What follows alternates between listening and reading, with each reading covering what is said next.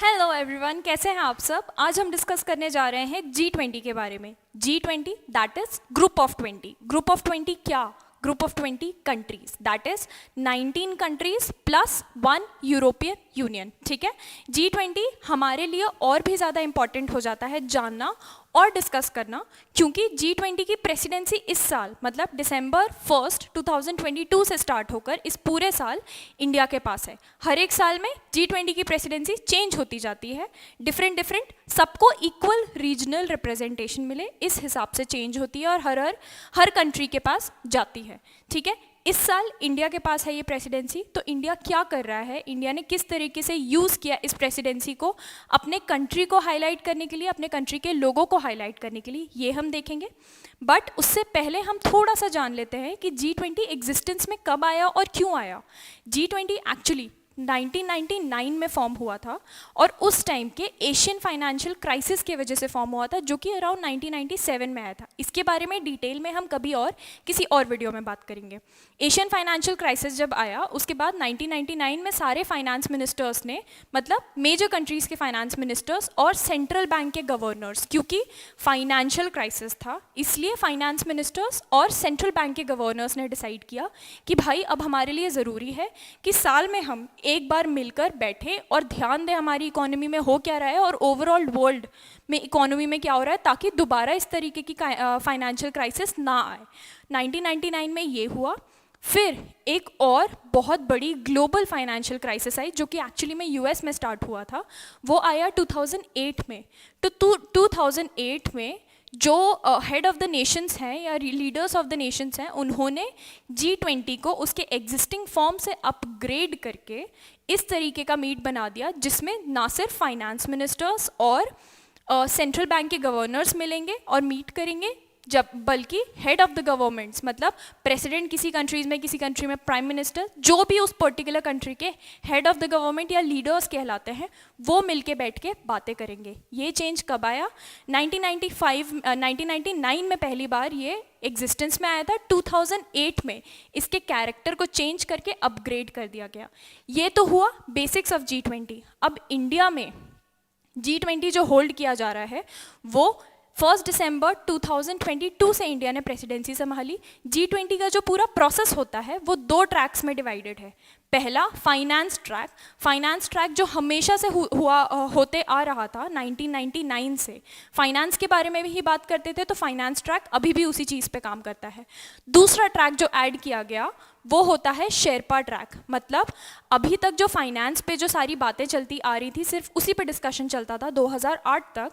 उसके अलावा अब सारे के सारे कंट्रीज़ के head of the nations, leaders of the nations, head of the government मिल रहे हैं, तो सिर्फ फाइनेंस पे तो डिस्कस करेंगे नहीं, वो टाइम निकाल के आ रहे हैं, बैठते हैं। कितने बार ऐसे हो पाता है कि साल में सारे मेजर कंट्रीज़ के लीडर्स मिल पाते हैं, तो वो दूसरी चीज़ों पे भी डिस्कशंस करते हैं, जैसे कि cyber security, digital ecosystem, agriculture, culture, ये सारी चीज़ों से related, women empowerment, infrastructure development, ये सारी चीज़ों से रिलेटेड डिस्कशंस होते हैं। ये सारे आ जाते हैं शेरपा ट्रैक के अंडर। शेरपा ट्रैक के अंडर वर्किंग ग्रुप्स की मीटिंग्स होती हैं, जैसे कि आपने देखा होगा मुंबई में दिसंबर में वर्किंग ग्रुप की मीटिंग हुई थी, डेवलपमेंट वर्किंग ग्रुप की। ऐसे ही पुणे में जनवरी में इंफ्रास्ट्रक्चर वर्किंग ग्रुप की मीटिंग हुई थी, जिन्होंने डिस्कस किया था इंफ्रास्ट्रक्चर कैसे डेवलप किया जाना चाहिए।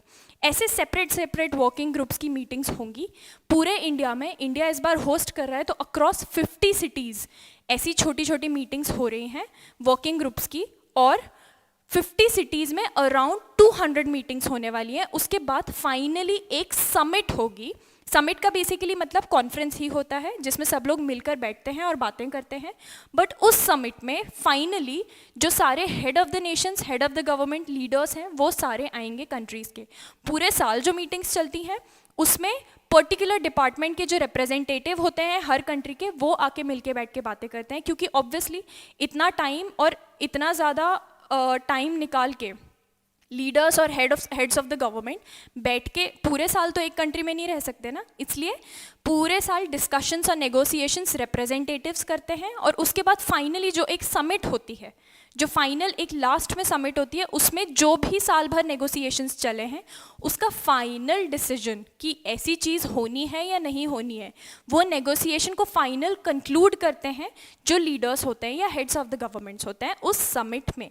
अगेन हमारे लिए एक जो बहुत इंपॉर्टेंट चीज़ है, जैसे कि मैंने बोला शेरपा ट्रैक, तो शेरपा क्या होते हैं, जैसे कि आप यहाँ पे देख सकते हैं, दिस जो आप स्क्रीन पे देख सकते हैं, he is Mister Amitabh Kant, he is India sherpa to G20। मतलब बेसिकली शेरपा का मतलब यही होता है कि he is the representative of India in G20।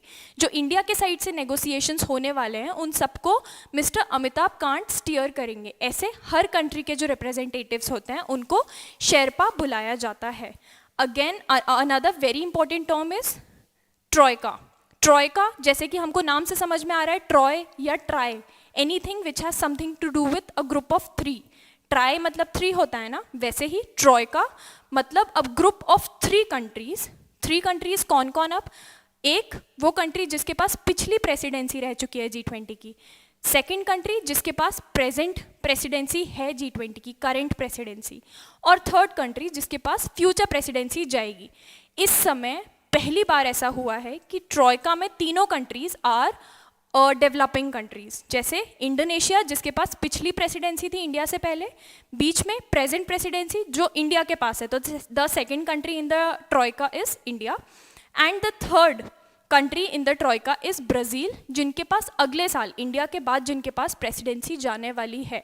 अब ये ट्रॉयका को फॉर्म करने का पूरा इंटेंशन क्या होता है? Why is such a thing as troika formed? Troika इसलिए फॉर्म किया जाता है कि मान लो कोई भी एजेंडा, किसी एजेंडा पे इंडोनेशिया ने मान लो काम करना चालू किया, फॉर एग्जाम्पल इन्वायरमेंट पे उनने कुछ काम करना चालू किया, वो एजेंडा उन्हें स्टार्ट किया। अब किसी भी चीज़ पे काम करना चालू करो, वो भी वर्ल्ड लेवल पे, उसको अचीव करने में, फाइनल रिजल्ट देखने में डेकेड्स लग जाते हैं। लेकिन एक कंट्री प्रेसिडेंसी संभालते टाइम उस पर काम कर रही है और नेक्स्ट कंट्री फिर अपने एजेंडा को चला रही है, उसकी अगली कंट्री अपने एजेंडा उसको फॉरवर्ड कर रही है, तो ऐसे में तो कोई भी एजेंडा पूरा नहीं हो पाएगा। तो ऐसे में क्या होगा, इंडोनेशिया अपने एजेंडाज इंडिया को समझाती है कि भाई हमने इन चीज़ों पे काम करना स्टार्ट किया, प्लीज़ कैरी इट फॉरवर्ड। ऐसे ही इंडिया ब्राज़ील को अपने एजेंडाज समझाएगी आगे जब हैंड ओवर करेगी प्रेसिडेंसी कि ये हमारे एजेंडाज थे, इन पे हमने काम करना शुरू किया था, please carry it forward. This is the entire point of making a troika. Now जो भी कंट्री, जिस भी कंट्री के पास प्रेसिडेंसी आती है, उनके 2 मेन ऑफिशियल काम होते हैं। फर्स्ट, एक तो समिट्स होल्ड करना, होस्ट बनना, तो इंडिया होस्ट है। दूसरा, इस बार के G20 पूरे मीट की थीम सेट करना, तो इंडिया ने इस बार थीम सेट की है वासुदेव कुटुंबकम। वासुदेव कुटुंबकम का मतलब होता है 1 फैमिली 1 वर्ल्ड 1 फ्यूचर, मतलब basically our entire world is 1 family और हमको उसी तरीके से यूनाइटेड रह के काम करना है। और ये भावना अभी सब लोग समझते होंगे कि क्यों आई है, after specially the pandemic. Pandemic के बाद सारी कंट्रीज़ को और सारे लोगों को रियलाइज़ हो गया है कि हमको सिर्फ कंट्री में यूनिटी मेंटेन नहीं करनी है, हमको the entire world as a community we have to be united, क्योंकि इस टाइप की चीज़ों से सारी इंसानियत मिल के लड़ती है। अगर हम ऐसे करें कि सिर्फ अपनी कंट्री को बचाए, दूसरी कंट्री को हेल्प ना करें, तो ऐसे में दुनिया नहीं बच पाएगी और दुनिया नहीं ना चल पाएगी ना तरक्की कर पाएगी। इसलिए पैंडेमिक के बाद ये अलग से रियलाइजेशन हुआ है सारे लोगों को और पूरी कंट्रीज़ को कि we have to be united पूरा as a world globally and not just the countries. Okay, so this is the entire thing about G20 and why it is important for India as a president. इस साल का presidency India के पास है. Okay?